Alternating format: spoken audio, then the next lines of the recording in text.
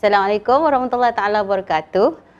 Saya Siti Sakinah binti Mio Omar Baki, bertugas selaku CEO Syria Care dan juga merangkap sebagai pengerusi Syria Care. Dalam melaksanakan misi-misi kemanusiaan di Syria, saya dilantik selaku ketua misi dan sepanjang melaksanakan misi-misi dari tahun 2015 sehinggalah yang terakhir pada Mac 2021, kami telah berpeluang untuk menziarahi banyak tempat dan di antaranya adalah pusat-pusat pengajian, dan ianya cukup istimewa kerana pusat-pusat pengajian ini ditaja oleh Syria Care melalui sumbangan orang ramai.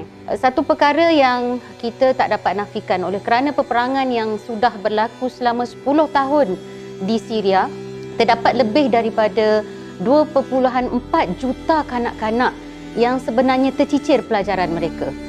Jadi sangat menyedihkan di mana kanak-kanak dalam tempoh usia di antara 7 hingga 12 tahun untuk sekolah rendah dan seterusnya sehingga 17 tahun untuk sekolah menengah, di mana mereka merupakan aset sesatu negara, tetapi bagi kanak-kanak di Syria begitu ramai sekali yang tercicir pelajaran dan tidak dapat mengikuti proses pendidikan yang sepatutnya dilalui oleh setiap kanak-kanak, kerana hak untuk mendapat pendidikan adalah hak mutlak untuk semua kanak-kanak, tak kira di mana mereka berada di dunia ini. Tetapi bagi kanak-kanak yang terpaksa melalui trauma akibat peperangan yang berlaku di sana, bukan sahaja mereka terpaksa melalui hari-hari yang sukar melarikan diri, menyelamatkan nyawa, malah mereka juga tercicir pelajaran dan masa depan mereka tergugat, ya. Dan melalui siri misi kami ke sana, saya masih ingat, ya, salah seorang kanak-kanak yang saya jumpa di kampung Malaysia, iaitu satu perkampungan ataupun satu projek perumahan yang dijalankan oleh Syria Care secara wakaf di Al-Bardakli. Nama kanak-kanak ini adalah Sabah Al-Yasin. Rupanya wajahnya ceria dan memang nampak dari raut wajahnya dia merupakan seorang yang bijak, bukan kata budak yang biasa-biasa. Namun apabila mendekati saya, dia bercerita kepada saya yang dia begitu tak sabar nak menunggu sekolah yang sedang dibina di kampung Malaysia untuk siap kerana dia nak pergi belajar kerana dah tercicir 2 tahun pengajiannya. Jadi dalam tempoh 2 tahun dan mungkin kali terakhir saya jumpa dia pada Mac lalu, dia dah lebih daripada 2 tahun sekarang ini, oleh kerana terpaksa berpindah randah daripada satu kawasan ke satu kawasan yang lain bersama ahli keluarganya. Sabah begitu teruja untuk menunggu bangunan sekolah yang kita bina di kampung Malaysia siap kerana dia nak sambung belajar, ya.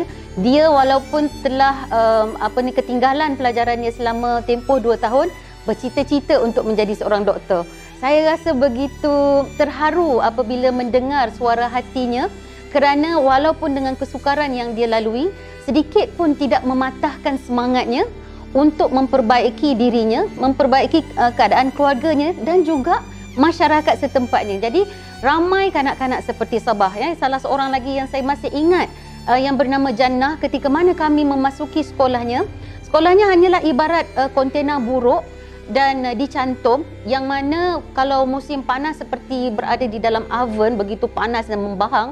Tetapi waktu kami menziarahi, waktu itu awal musim sejuk dan kebetulan pagi itu hujan, dalam kawasan yang begitu sempit, begitu ramai kanak-kanak dan mereka begitu teruja sambut kami, berjumpa dengan kami. Saya sempat masuk ke dalam kelas yang sangat suram, tiada lampu, dengan suasana yang kelabu. Kita kalau budak-budak kita kan, sekolah kita mesti selalu ceria kan. Ni monyok kita nampak kelas tu tak ceria, tetapi kanak-kanak di situ walaupun dalam keadaan begitu, mereka begitu teruja untuk berada di sekolah, untuk belajar dan menuntut ilmu. Jadi salah seorang kanak-kanak yang saya jumpa di situ bernama Jannah, dia menceritakan bagaimana dia melalui detik-detik di mana ayahnya dikelar leher di hadapannya. Subhanallah, saya apabila mendengar ceritanya, kita yang dengar ni pun rasa macam nak menangis dekat dalam, tetapi dia menceritakan dengan raut muka dia yang begitu bersahaja. Jadi sebenarnya kanak-kanak di sana telah melalui trauma yang begitu hebat yang tak dapat kita gambarkan.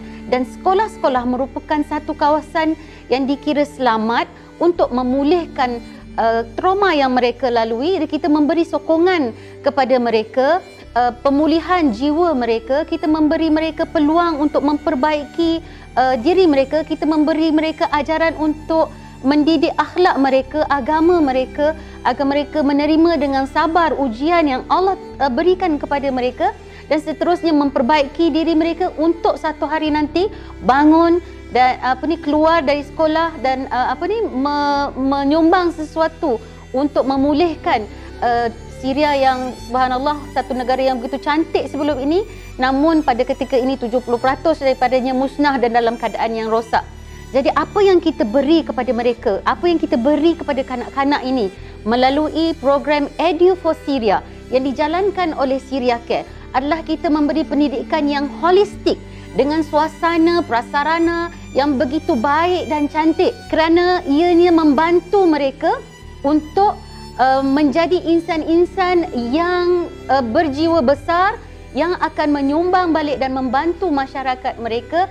Jadi saya ingin mengambil kesempatan di sini untuk mengajak anda semua yang sedang menonton pada waktu ini, sama-sama bersama Syria Care kita memulihkan trauma mereka, memberi pendidikan mereka, memberi harapan kepada mereka melalui Edu for Syria by Syria Care. Bersama Syria Care, kita bantu.